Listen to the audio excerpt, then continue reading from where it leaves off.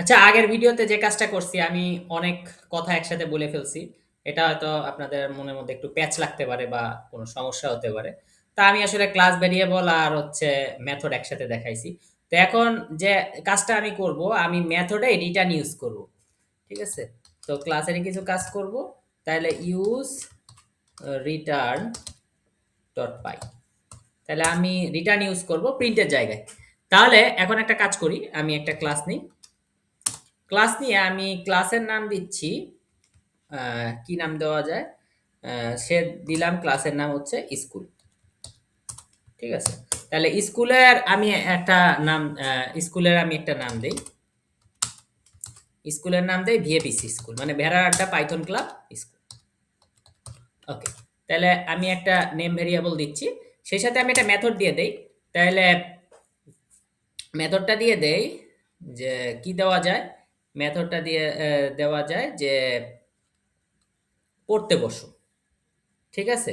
তাইলে আদেশ আদেশ দিচ্ছি, এদিকে আদেশ দিচ্ছি, আবার এদিকে প্যারামিটার দিচ্ছি সেলফ। তাহলে আমি এখানে প্রিন্ট না লিখে আমি লিখতেছি রিটার্ন। রিটার্ন করতেছি, আদেশ দেওয়া হচ্ছে পড়তে বসো। ওকে। তাহলে ওকে, তাহলে এখানে আমাদের একটা ইয়া করতে পারি, আমি লিখতে পারি s1 ইকুয়াল টু স্কুল। তো প্রথমে আমি একটা ফাঁকা প্যারেনথেসিস দিলাম, এতে আমার কি হলো? এতে হচ্ছে আমার অবজেক্ট মেড হলো। তাহলে আমার অবজেক্ট তৈরি হয়ে গেল প্রথম কাজ। তাহলে আমার s1 equal to school, parenthesis দিলাম, মানে ফাঁকা প্যারেনথেসিস, ফাঁকা একটা ফার্স্ট ব্র্যাকেট। এতে আমার অবজেক্ট মেড হয়ে গেল। এখন আমি যদি এখানে লিখি s1, তাহলে আমি অ্যাকচুয়ালি এখানে লোকেশন পাবো, আর কিছু পাবো না। সরি, এখানে আমি, হ্যাঁ সরি, পাইথন এটার নাম কি? এটার নাম দিছি ইউজ রিটার্ন। আচ্ছা, যখন ইউজ রিটার্ন আসছে, হ্যাঁ, এই যে মেন একটা বিশাল বড় জিনিস আসছে। সো এটা একটা লোকেশন, এটা এটা সম্পর্কে নাই জানি। তা এখন আমি কি করি? আমি যদি পেতে চাই যে ভাই আমার নেম পেতে চাই, তাহলে আমি লিখলাম নেম। তাহলে নেম আমি যদি লিখি, আমি আমার ক্লাস ভেরিয়েবল দিলাম, তাহলে অবজেক্ট ডট ক্লাস ভেরিয়েবল দিচ্ছি। তাহলে আমার কি আসতেছে? আমার আসতেছে ভিএপিসি স্কুল। সো এটুক তো আমরা বুঝছি, অবজেক্ট ডট ক্লাস ভেরিয়েবল, তাই না? অবজেক্ট ডট ক্লাস ভেরিয়েবল, এটা হচ্ছে আমাদের ক্লাস ভেরিয়েবল নেমটা। তাহলে অবজেক্ট ডট ক্লাস ভেরিয়েবল সবার জন্যই এক, ভিএপিসি স্কুল। এখন যদি আমি একটা স্টুডেন্ট টু আনি, তার জন্য কিন্তু আসলে object dot class variable student স্কুলই হবে। ঠিক আছে? ভিএপিসি স্কুলই হবে, যদি না আমরা এটাকে এডিট করি। সো এটাকে এডিট করাও আমরা জানি খুব সহজ।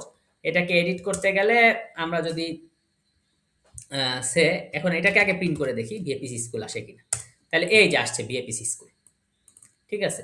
তো আমি যদি এটাকে এডিট করতে চাই, সো আমি লিটিল একটা ছোট্ট কাজ করব, লিখবো s1 ডট নেম, মানে সেম জিনিস যখন লিখবো কি হবে? এডিট হবে।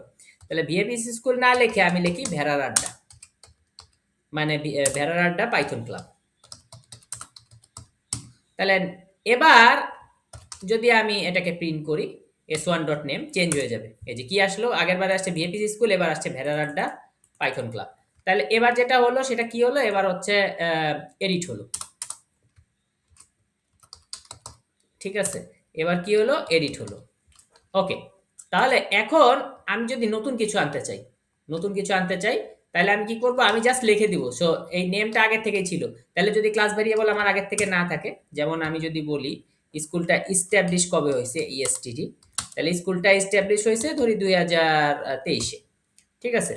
তাহলে এখানে কি আমার ইয়া হচ্ছে, এডিট হচ্ছে, নাকি এখানে হচ্ছে ক্রিয়েট হইতেছে?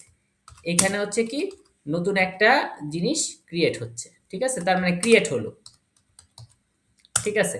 তাহলে ক্রিয়েট হলো। আমি যদি এখন এখানে লিখি যে প্রিন্ট s1 ডট ইএসটিডি,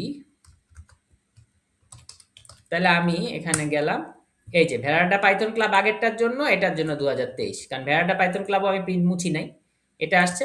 এবং এখানে হচ্ছে নতুন একটা ক্রিয়েট হয়েছে, যেহেতু আগের থেকে নাই। আর থাকলে কি হতো? থাকলে এডিট হতো, না থাকলে ক্রিয়েট হতো।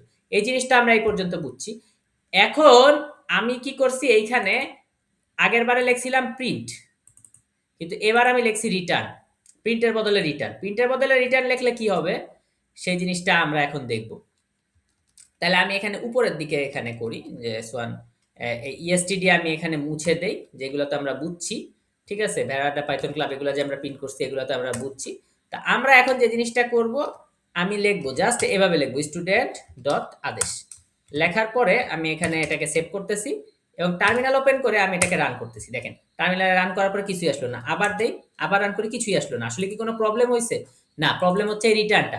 তার মানে কি, আমরা প্রিন্ট দিলে সরাসরি প্রিন্ট করে দেয়, কিন্তু রিটার্ন দিলে এই যে নেম ভেরিয়েবলকে যেরকম আমার করতে হয়, রিটার্ন দিলে হচ্ছে আমাকে চাইলে দিবে, না চাইলে দেবে না। তো আমি রিটার্ন দিয়ে যদি প্রিন্ট লিখি এবং আমি এবার করি, এই যে আসছে, আদেশ হচ্ছে পড়তে বসো।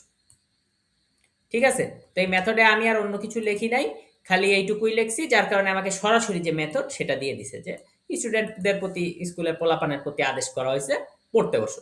ওকে, তাহলে আমরা এই ভিডিওতে শিখলাম যে রিটার্ন করলে আমাদের এক্সট্রা করে প্রিন্ট করতে হয়, প্রিন্ট করলে এক্সট্রা করে প্রিন্ট লিখতে হয় না। এই যেখানে আগে থেকেই প্রিন্ট ছিল আর এখানে আমরা আর এক্সট্রা প্রিন্ট লিখিনি, কিন্তু রিটার্ন করলে আমাকে কি করতে হয়, জাস্ট এক্সট্রা করে প্রিন্ট করতে হয়, এক্সট্রা করে প্রিন্ট করতে হয়।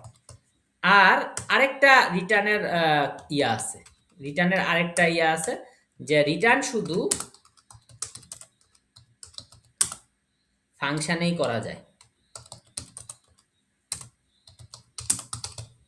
তাহলে এক্সট্রা করে প্রিন্ট করতে হবে যদি পেতে চাই, আর আমি এক্সট্রা করে প্রিন্ট না করলে হবে না, আর এটা শুধু ফাংশনেই করা যায়। এছাড়া রিটার্ন নর্মাল জায়গায় আমি রিটার্ন করতে পারবো না। ঠিক আছে, ওকে, পরের ভিডিওতে দেখা হচ্ছে।